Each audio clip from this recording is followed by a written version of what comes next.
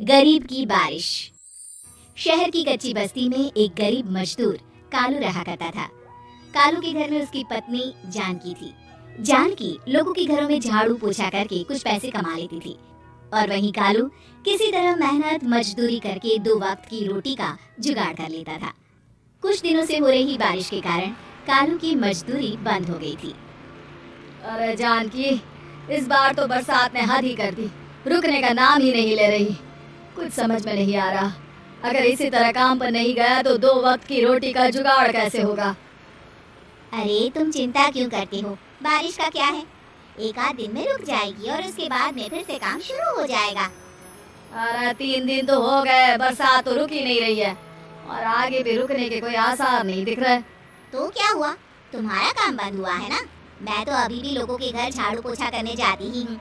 मेरे पगार से कुछ दिन तो निकल ही जाएंगे। अरे घर का खर्चा तो हम किसी तरह चला लेंगे जानकी, लेकिन ये जो छत टपक रही है इसका क्या करेंगे? ये बात तो आपकी सही है। हमारी झोपड़ी अब काफी पुरानी हो चुकी है और इसके छप्पर में भी कई सारे छेद हो गए हैं। रात भर पानी टपकता रहता है। अरे मैं भी इसी बात से बहुत परेशान रहता हूँ, कहीं किसी दिन ज्यादा बारिश आ गई तो हमारी झोपड़ी टूटकर बिखर ना जाए। राम राम राम, ऐसी अशुभ बातें क्यों करते हो? अरे ऐसा कुछ नहीं होने वाला, ये झोपड़ी ही तो हमारा सब कुछ है। अगर यही नहीं रही तो हम जाएंगे कहाँ? ठीक है जानकी, जब तुम्हारी पगार मिल जाएगी तो कुछ पैसे बचाकर झोपड़ी के छप्पर की मरम्मत करवा लेंगे, शायद हमारी परेशानी कुछ कम हो जाए। ठीक है जी, अब ना ज्यादा परेशान मत हो। ये लो खाना खा लो और सो जाओ, सुबह मुझे भी जल्दी काम पर जाना है। जानकी और कालू अपनी झोपड़ी में सो गए। रात को अचानक से बहुत तेज बारिश शुरू हो गई। धीरे धीरे बारिश का पानी कालू की बस्ती में भरने लगा। पानी भरते भरते झोपड़ी के बाहर तक पहुंच गया था।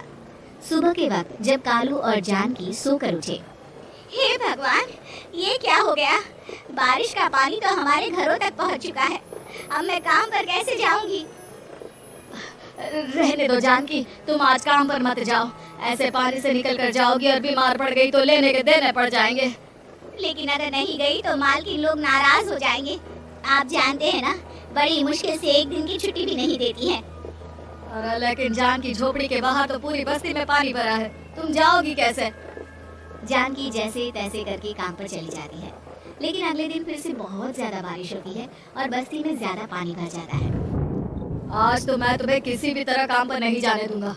अरे अगर तुम्हें कुछ हो गया तो क्या होगा? ठीक है, तुम ठीक ही कहते हो, आज नहीं जाती। अगर मालकिन नाराज हो गई तो मना लूंगी किसी तरह। अरे मनाने वाली क्या बात है, जब तुम बताओगी कि हमारी झोपड़ी में पानी भर गया है तो वो खुद ही समझ जाएंगे ना। अगले 2 दिन तक तेज बारिश होने की वजह से जानकी, कालू और आसपास की बस्ती में रहने वाले सभी लोगों के घरों में पानी भर जाता है, जिसकी वजह से जानकी काम पर नहीं जा पाती। और 3 दिन के बाद जैसे ही जानकी काम पर पहुंचती है, कहाँ थी तुम?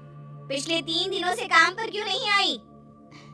मैम साहब क्या बताऊं, इतनी ज्यादा बारिश हो रही थी, हमारी पूरी बस्ती में पानी भर गया है और उससे भी ज्यादा तो मेरी झोपड़ी के अंदर पानी भर गया। आप ही बताइए कैसे आती मैं?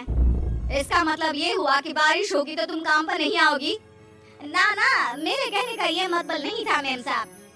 तुम जानती भी हो 3 दिन से कितनी परेशानी हो रही है मुझे, सारा काम मुझे खुद करना पड़ा।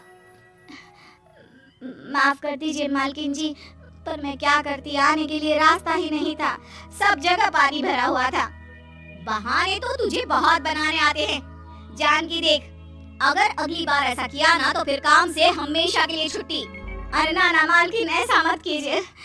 बारिश की वजह से मेरे पति की मजदूरी भी छूट गई है। बड़ी मुश्किल से घर में 2 वक्त खाने की रोटी का जुगाड़ हो पाता है।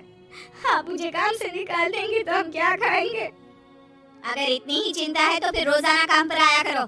चलो अब जल्दी से जाकर घर का सारा काम करो। बारिश रुकने का नाम ही नहीं ले रही थी। पूरे शहर में बाढ़ जैसे हालात बन गए थे, लेकिन नौकरी जाने के डर से जानकी किसी तरह रोज काम पर जाती थी।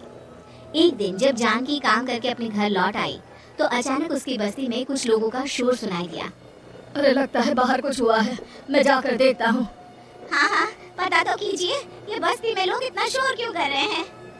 बाहर जाकर कालू ने एक आदमी से पूछा, अरे क्या हुआ भाई, इतना शोर क्यों मचा रहा है? अरे क्या बताए भैया, अपनी बस्ती के बाहर एक पुल टूट गया है और वहाँ पर एक कार फंसी है। थोड़ी देर में अगर किसी ने नहीं बचाया ना तो वो कार पानी में बह जाएगी। ये क्या कह रहे हो भैया? कार के अंदर कोई है क्या? हाँ, कोई औरत बैठी है अकेली है, बहुत रो रही है बेचारी, मदद के लिए बुला रही है। अरे तो हमें जाकर उनकी मदद करनी चाहिए ना। अरे लेकिन इसमें बहुत खतरा है, हमें अपने आप को बचाना चाहिए। पानी कभी भी हमारी बस्ती की तरफ आ सकता है। अरे तुम्हें नहीं चलना तो मत चलो, लेकिन मैं तो जाकर उस औरत की मदद जरूर करूंगा। कालू उस जगह पर पहुंचता है जहां वो औरत कार में फंसी हुई थी।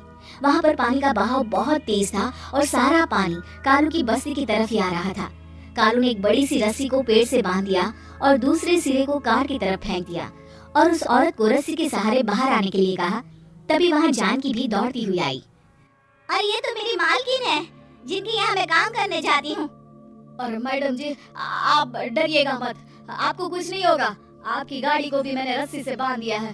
थोड़ी देर में पानी का बहाव कम हो जाएगा, फिर हम आपकी कार को भी बाहर निकालेंगे। क्या तुम जानकी के पति हो? हाँ, जानकी मेरी ही पत्नी है, आपके यहाँ काम करती है ना। लेकिन मेम साहब, आप यहाँ पानी में कैसे फंस गई? अब क्या बताऊँ, मैं अपनी सहेलियों के साथ पिकनिक पर गई थी, वहीं से लौट रही थी। अचानक पानी का बहाव तेज हो गया और मेरी गाड़ी फंस गई। अरे कोई बात नहीं मालकिन, अब ना आप बिल्कुल सुरक्षित हैं। मैं तो बहुत बुरी तरह डर गई थी। कब से मदद के लिए चिल्ला रही थी, लेकिन कोई मेरी मदद के लिए नहीं आया। भला हो तुम्हारा पति का जिसने मेरी जान बचा ली। लेकिन जानकी, मैंने तुम्हारे साथ बहुत गलत व्यवहार किया। इतने खराब मौसम और बाढ़ में भी तुम्हें काम पर आने के लिए कहा, नौकरी से निकालने की धमकी भी दी, और तुमने मेरी जान बचाई। मुझे माफ कर दो। अरे कोई बात नहीं मालकिन, आपकी जान बचाना तो हमारा धर्म था। देखो जानकी, तुम्हारी झोपड़ी में जो भी नुकसान हुआ है उसके लिए मैं तुम्हें पैसे दूंगी। आज तुम्हारे पति ने मेरी जान बचाई है और आज के बाद मैं तुम्हें कभी भी नौकरी से निकालने की धमकी नहीं दूंगी। आज मैं तुम्हारी परेशानी को अच्छी तरह समझ चुकी हूँ। हम जैसे पैसे वाले लोगों के लिए अपने घर में बैठकर बारिश का मजा लेना बहुत आसान है, लेकिन तुम गरीब लोगों के लिए बाढ़ और बारिश काफी परेशानी खड़ी कर देते हैं। ये बात मुझे आज अच्छी तरह समझ आ गई है। आपका बहुत बहुत धन्यवाद मालकिन।